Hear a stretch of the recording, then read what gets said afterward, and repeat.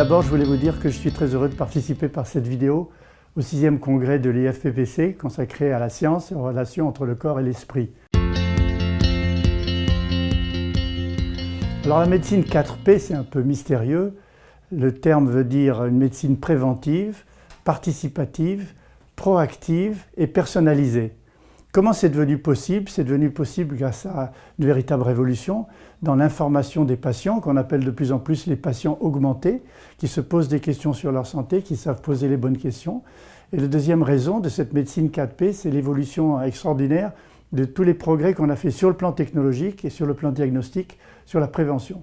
Donc cette médecine 4P, c'est une véritable révolution qui touche tous les systèmes de santé et qui va modifier notre conception de la santé dans les années à venir. Alors l'épigénétique, c'est une discipline qui se consacre à l'étude de l'expression des gènes en fonction du comportement. L'épigénétique, épi veut dire par-dessus. Donc la génétique, c'est l'ADN, le programme génétique avec lequel nous naissons, qui vient de nos parents, de nos grands-parents, de nos ancêtres. Mais l'épigénétique, épi, c'est un programme par-dessus le programme, une sorte de métaprogramme, un peu si vous voulez, pour prendre un exemple numérique, dans votre ordinateur ou votre smartphone, il y a un OS qu'on appelle l'operating system. C'est un peu notre ADN. Notre ADN, c'est notre operating system. Mais l'épigénétique, c'est comme les applis. Les applis que vous pouvez télécharger pour faire en sorte que cet operating system se modifie en fonction de vos besoins et vous donne des fonctionnalités que l'operating system n'a pas directement.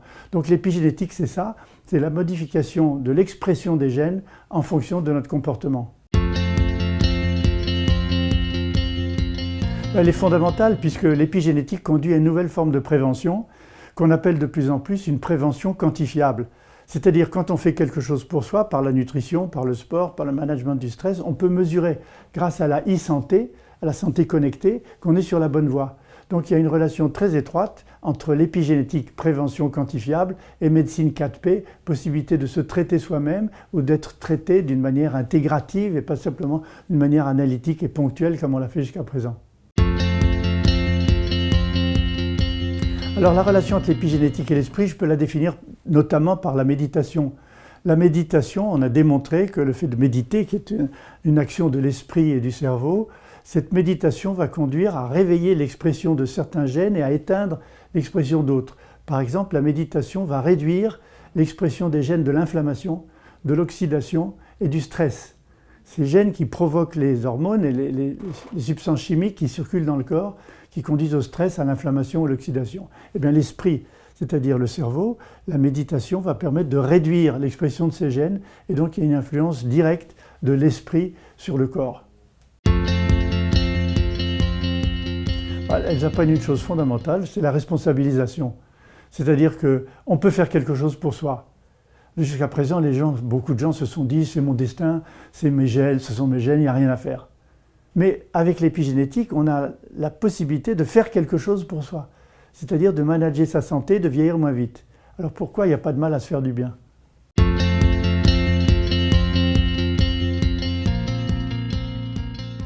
Alors justement, la prévention n'est pas la privation. Beaucoup de gens me disent « mais votre mise en œuvre de l'épigénétique, c'est un régime compliqué, c'est une contrainte tous les jours à mettre en œuvre pour soi ». Non, pas du tout. D'abord, de faire cette prévention donne du plaisir, de se sentir mieux en forme, et donc par le plaisir, on suscite la volonté de continuer.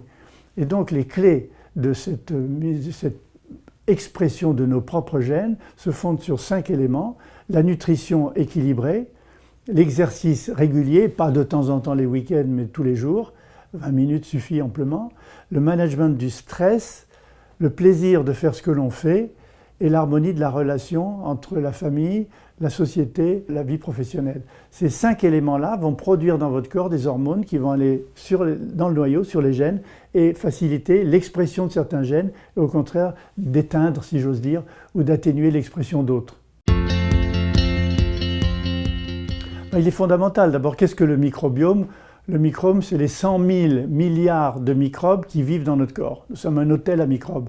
Nous avons 6 000 milliards de cellules du foie, du cœur, des muscles, de l'intestin, des poumons. Ces cellules, ils sont 250 catégories de cellules, 6 000 milliards, mais par-dessus cette population, nous sommes une société de cellules, Mais dans cette société de cellules, il y a 100 000 milliards de microbes qui vivent principalement dans le côlon et qui jouent un rôle fondamental car ils communiquent constamment entre eux, ils communiquent avec notre cerveau, ils communiquent avec notre système immunitaire et donc ils nous protègent contre des virus et des bactéries opportunistes qui pourraient nous rendre malades. Donc la première des choses à faire pour être en bonne santé et vieillir moins vite, c'est rendre notre microbiome heureux. Donc il ne faut pas seulement se nourrir pour nous, mais il faut se nourrir pour notre microbiome.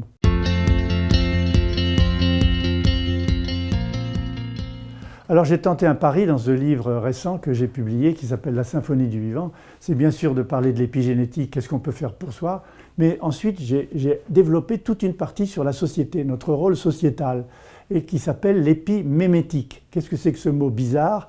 L'épimémétique, c'est l'étude des mèmes. Les mèmes sont des gènes sociaux. Selon Richard Dawkins, un grand biologiste anglais, il a proposé l'idée que des mèmes, ça s'écrit comme gènes, mais mèmes, M-E accent grave M-E, sont des gènes sociétaux qui sont transmis par la culture, qui sont transmis par les médias, qui sont transmis par les tweets de M. Trump. Les tweets de Trump, c'est des mèmes, c'est des gènes sociétaux qui modifient l'ADN sociétal.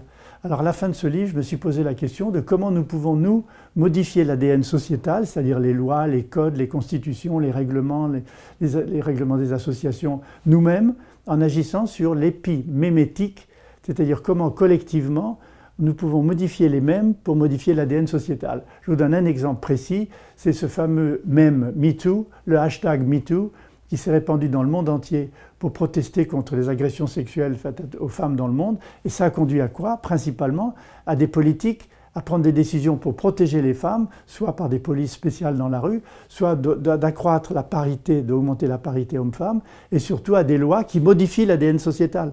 Donc voilà comment un mème tout petit, hashtag MeToo, a dans le monde entier créé les politiques à modifier l'ADN sociétal.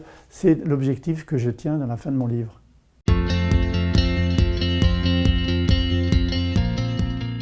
Oui, on a une preuve, on a un tableau de bord. Alors j'appelle ça, moi, en abrégé TBSP, le tableau de bord santé personnalisé.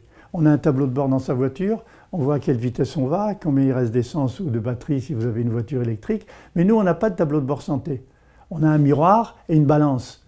On se regarde dans la glace, on dit j'ai mauvaise mine, il faut que je fasse ceci ou cela, on se pèse sur sa balance, on dit zut, j'ai pris 2 kilos, j'en ai perdu 3. Donc le tableau de bord santé personnalisé, ce sont grâce à la e-santé, la santé connectée, les moyens d'intégrer les informations, pas seulement la vitesse à laquelle mon cœur bat et mon pouls, mais surtout d'intégrer les informations pour me donner un tableau de bord santé que je peux partager avec mon médecin. Ça, c'est la révolution qui est liée du numérique et de ce qu'on appelle la e-santé ou la santé connectée.